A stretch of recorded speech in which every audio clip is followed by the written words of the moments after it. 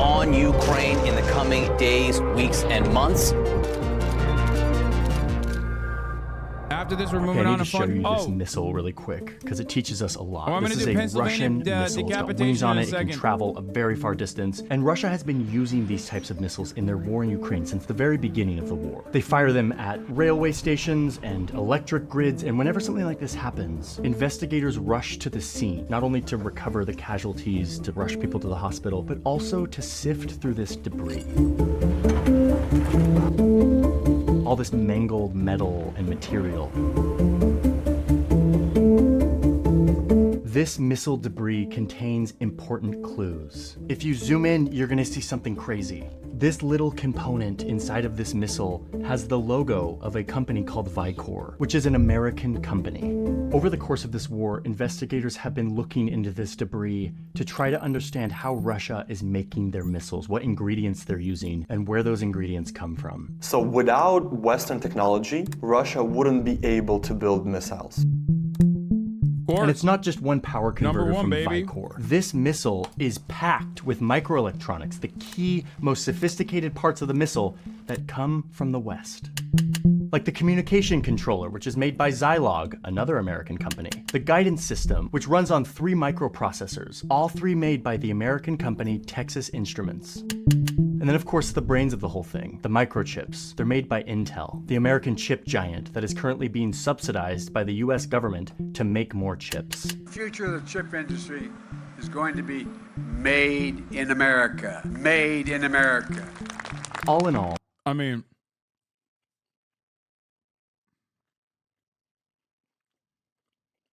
let's just say this ain't the first time Intel's worked with some real baddies. If you know what I mean. Actually, as a matter of fact, most companies. Oh, it wasn't Intel. I was thinking of IBM.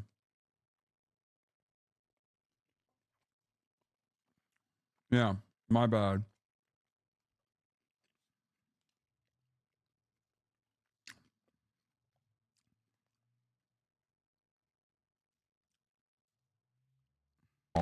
investigators from the Ukrainian government, from the Royal United Services Institute, or RUSI, and others found that Russia needs 450 Western-made components for their weapons, the majority of which come from the United States. This is stuff they can't make on their own. They need it from the outside. We know that the Russian systems, from their most basic systems to their most sophisticated systems, are critically dependent on Western microelectronics.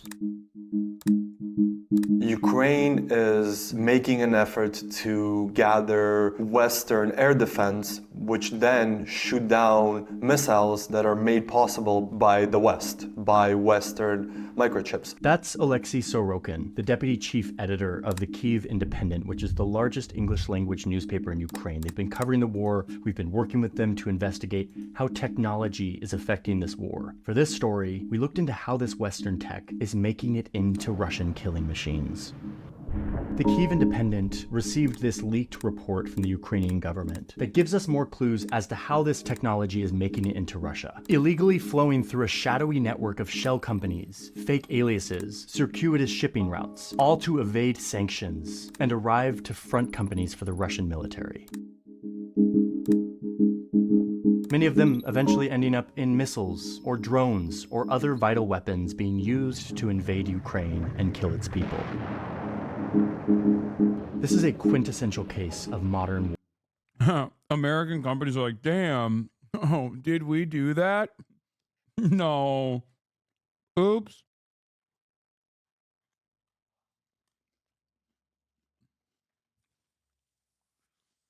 Oh, did I do that? Warfare. How microtechnology used for computers is being weaponized and flowing through the complicated global economy. I want to show you how this is happening and what can be done about it. I need to quickly tell you about another shadowy market. Thank you, Incogni, for sponsoring today's video. So what happens in the shadowy data broker market is that you have a profile, all of this stuff that helps companies and people search sites target you. And Johnny Harris and Vox do the exact same type of like ad, which, you know, that makes sense. Johnny did used to work at Vox, where they just like present the ad as though it's like literally educational content, which I feel like is, I mean, I like fun segues, but it does seem kind of odd.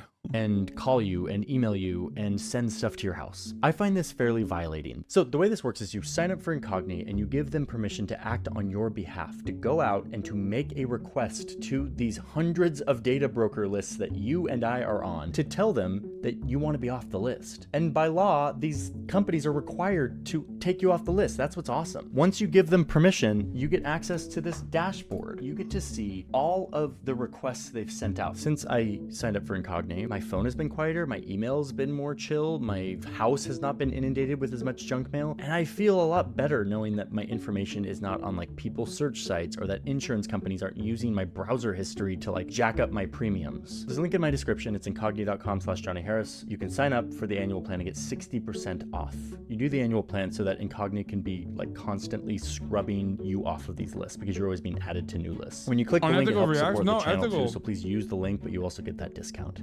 I'm giving you the ad for sponsoring today's video, for supporting our journalism. And now we are going to unpack this thing that has been There is nothing more ethical than like sitting through the entire ad read. What are you talking about? like deep on our minds for several months now, which is the shadowy smuggling market that is getting American and Western tech into Russia. Get ready. Since the beginning of the full-scale invasion of Ukraine in February of 2022, Vladimir Putin's army has launched over 5,000 cruise missiles into Ukraine.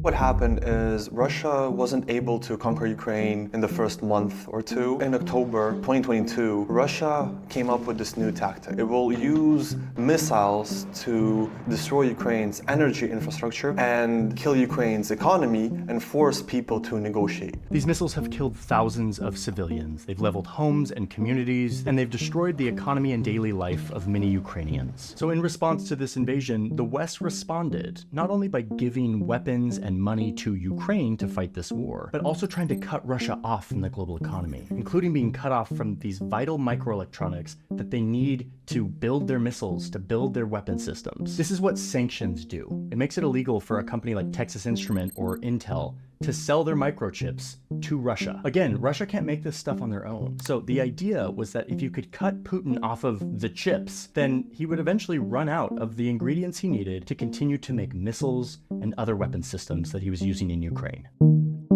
Unless they're being rerouted by a third party. Russia has been able to produce more missiles in 2023 than was able to produce in 2022.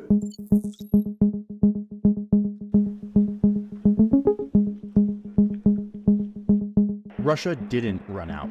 The missiles kept flying and the drones kept coming.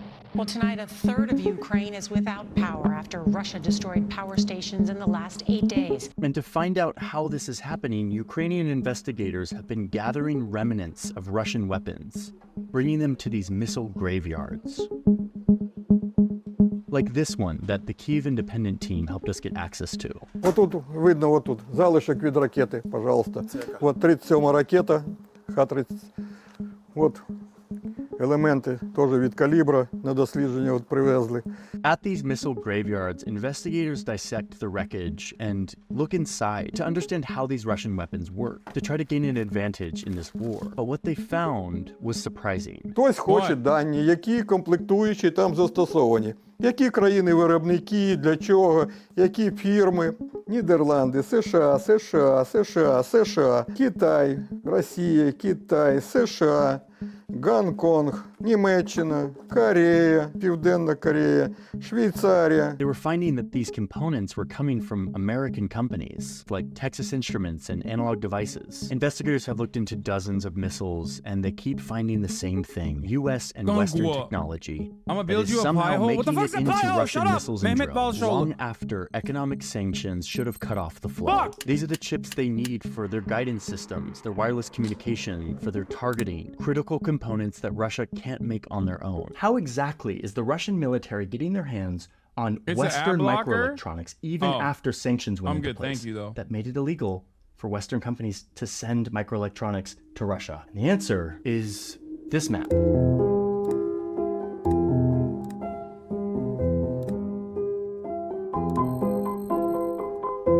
Thank you. I'm good though.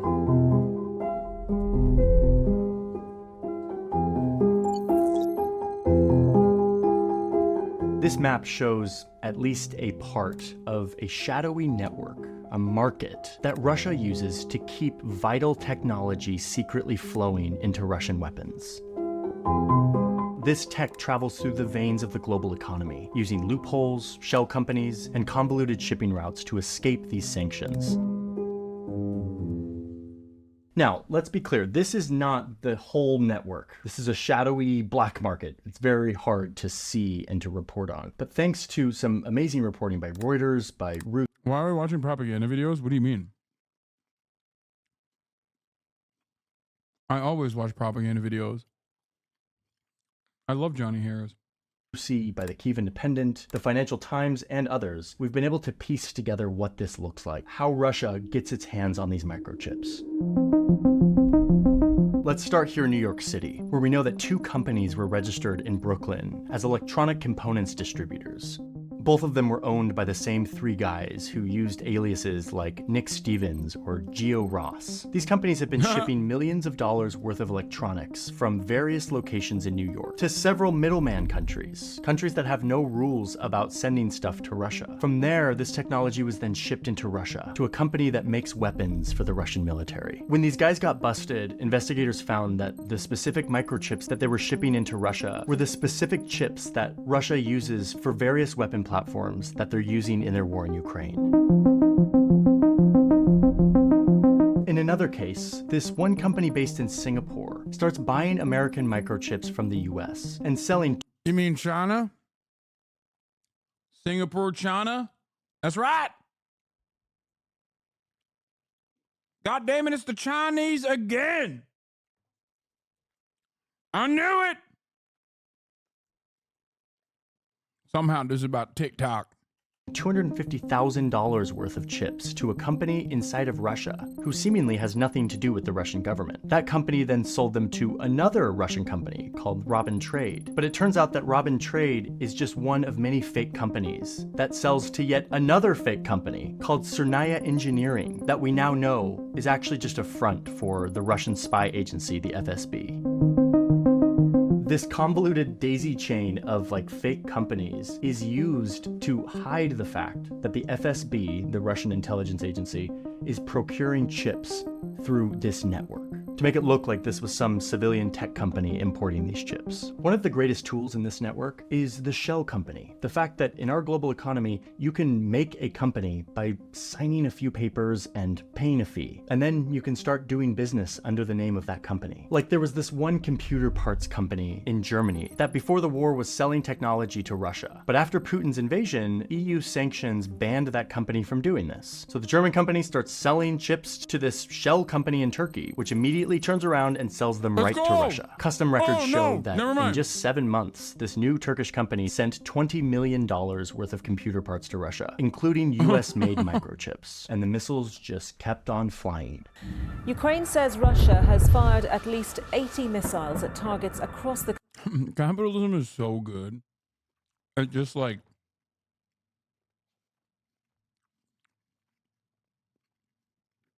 the only thing that capitalism is unmatched on is just creating new middlemen. Unmatched. There is no other economic system or process that could be as good at finding new ways to create additional middlemen.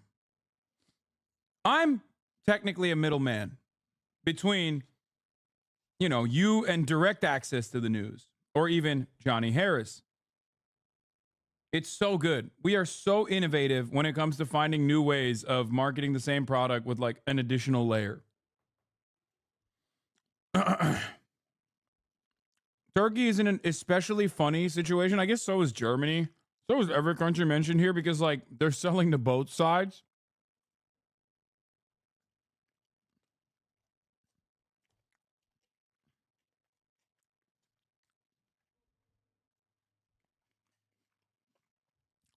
Play both sides so you always come out on top, baby.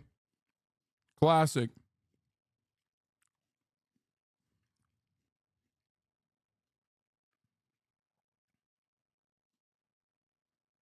So we can sanction Russia and basically enforce a blockade.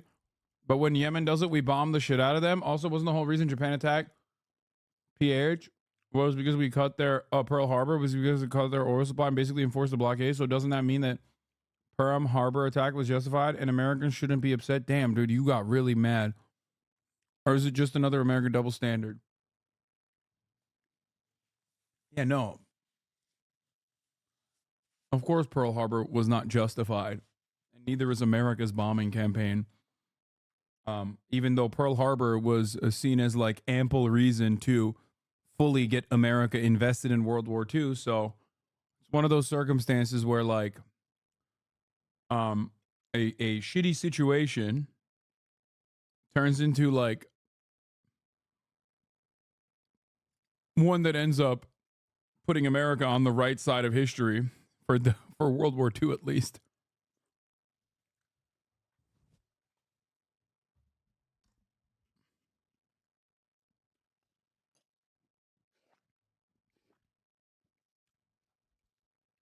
Yikes take? Wait, what? I didn't say anything bad.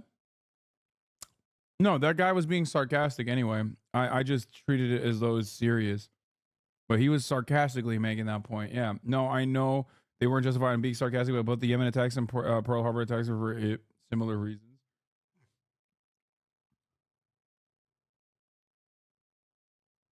What? Hasan and Johnny have master skeleton keys and are cool with opening their doors? What the fuck? Country as part of Were they though? The U.S. killed 500K civilians in like a month?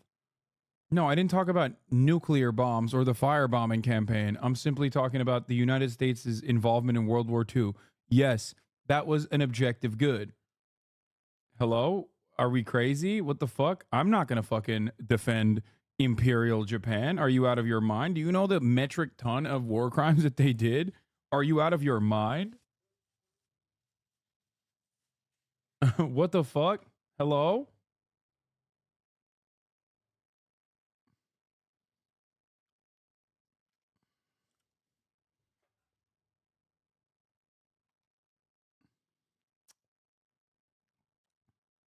an overnight bomb. Almost as many as Israel? No, definitely worse than Israel. Come the fuck on, guys. That's not even a question.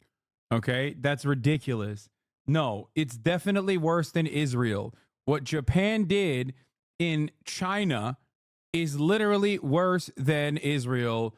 That is, it's like, I can't believe we're doing oppression Olympics, but like, that is definitely worse, okay?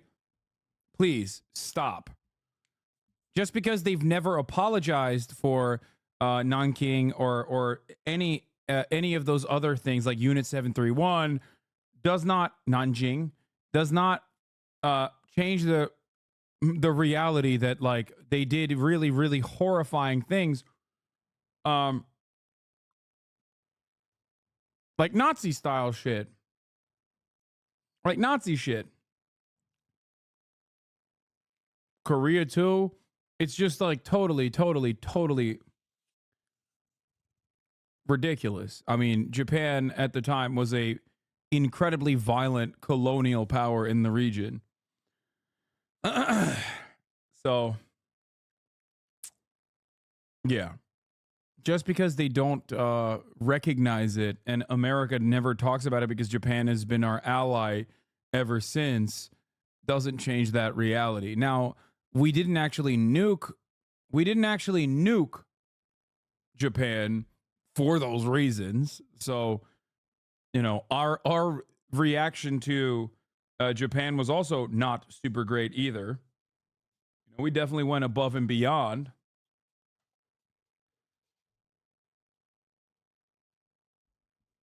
But yeah, no, it's not correct, I think, to say that like Israel's crimes are similar.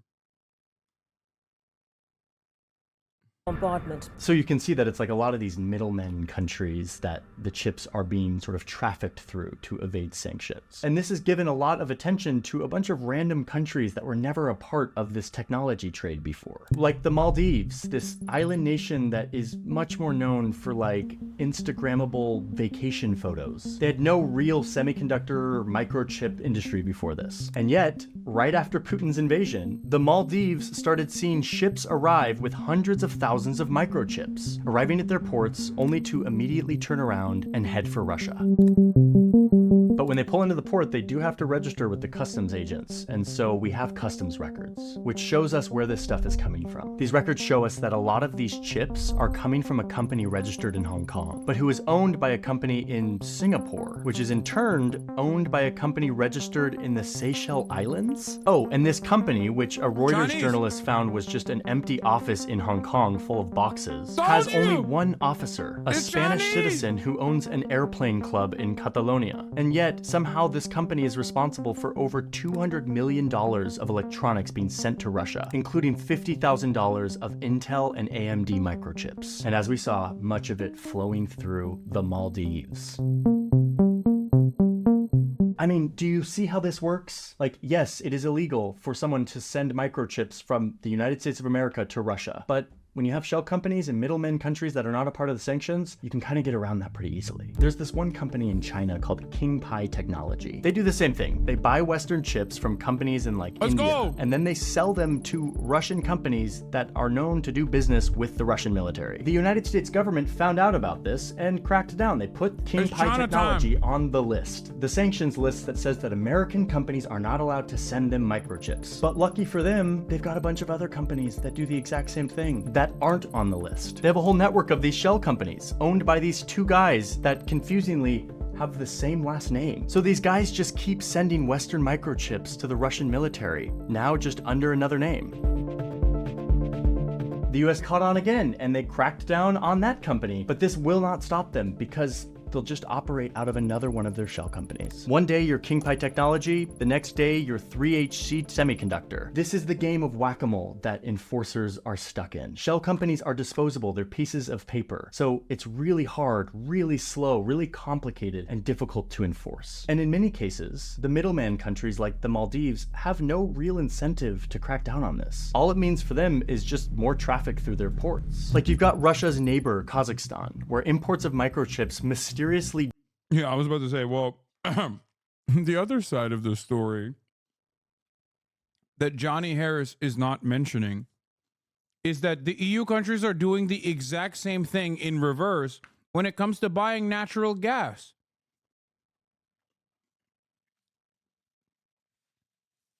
Literally, like almost every single person is finding a way to get around the sanctions by way of either Kazakhstan or directly through India.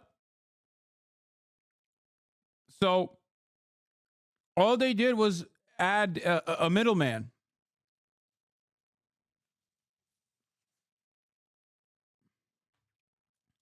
But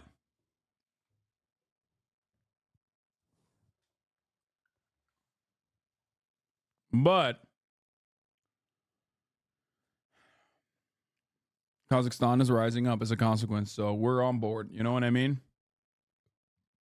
The only thing is like they don't have McDonald's and shit. You know what I mean? I guess they have like off-brand McDonald's now. Doubled after Russia's full-scale invasion, because now you've got smugglers using it as a middleman, like this Dutch guy who started shipping microchips to Russia via Kazakhstan to disguise the real destination. Some of this stuff is so obvious, like Kyrgyzstan, a country that almost no one on earth has ever heard about, but who saw a huge increase in their imports from Germany. That's insane that he after all just these said sanctions. that. That is almost a 1,000. Okay, bro, come on. That was the most Ameri-brained, like former Mormon bullshit. That's crazy he said that. Nobody knows who this country is. Like, what the fuck? 1,000% increase, which like they're not complaining. This just means more activity of imports from other countries, even though we all kind of know that they're just a middleman for smuggling stuff into Russia now.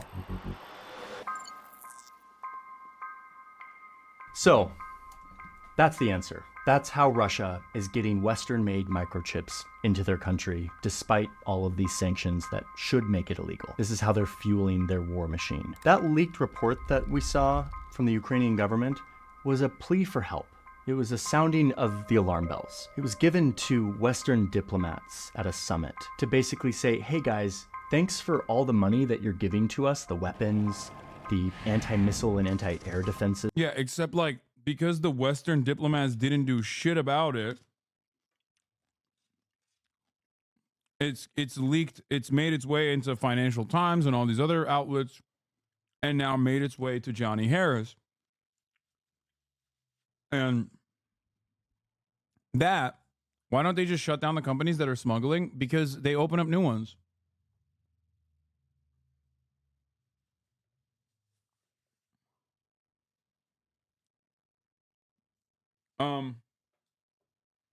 It's very, very difficult to shut down,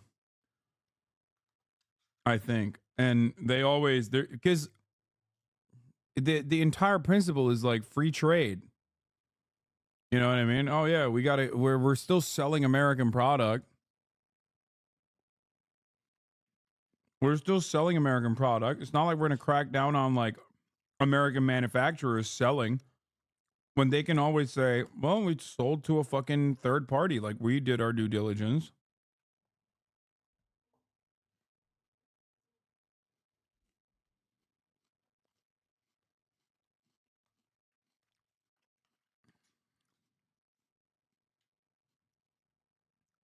Also, the thing is, like, I think it's plausible deniability. I think a lot of these guys know who the fuck they're selling to and how it's getting its way, making its way into Russia.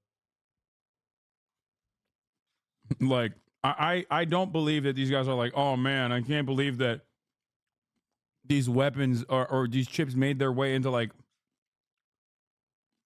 into Russian hands. Oh no, that's so sad. I don't give a fuck.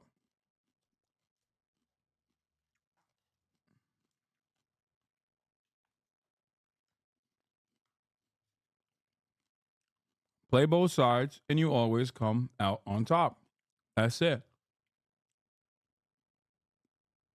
But you're also giving technology to our enemy. Those drones and missiles that we're shooting down with your defenses, they also have your technology in them. But if we stop this chain, Ukraine needs less from the United States. So basically what happens now is that the United States is providing weapons that defend Ukraine from weapons produced with the help of companies from I thought that was a Lenin bust with like a fat Lenin bust with a fat mustache. the United States. There isn't any immediate solution, but what we can do is we can just gum up their supply chains, we can arrest their intelligence officers, we can introduce crap into their supply chains, we can just make it longer, more difficult, more expensive. This story is useful for us to understand because it's one of the best examples of how war is changing, how large-scale war works in our modern world, how these little silicon chips are vital for any modern army, and that those who produce them think that they're the gatekeepers,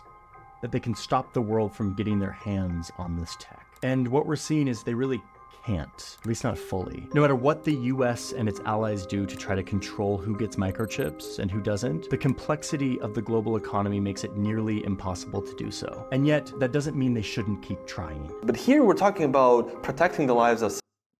It's Taras Bulba. Lenin statue is literally illegal in Ukraine as a part of decommunization.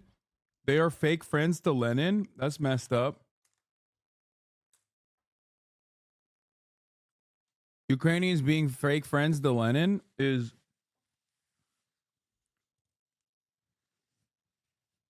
messed up, dude. Statue of a dictator is illegal? Yeah, dude. Real bad guy. Real bad guy, that Lenin. Maybe it's a Lenin bust with fake mustaches to disguise them. So the thing is, like, in the USSR, they did de-Stalinization, but they never obviously, they never obviously did anything about Lenin, understandably.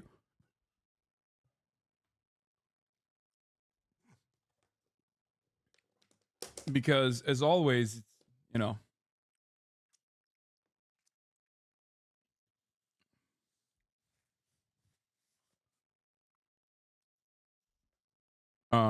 He did some good things. I mean, even Stalin did some good things like fighting Nazis, but then also a lot of bad things too. Anyway, Lenin. Civilians, right? It's a solvable issue. It's a complicated issue, but it's a solvable issue.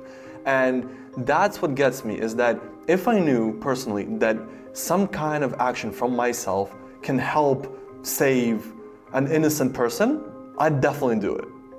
And I hope that people in the States or people in Europe would also feel this way about protecting Ukrainians.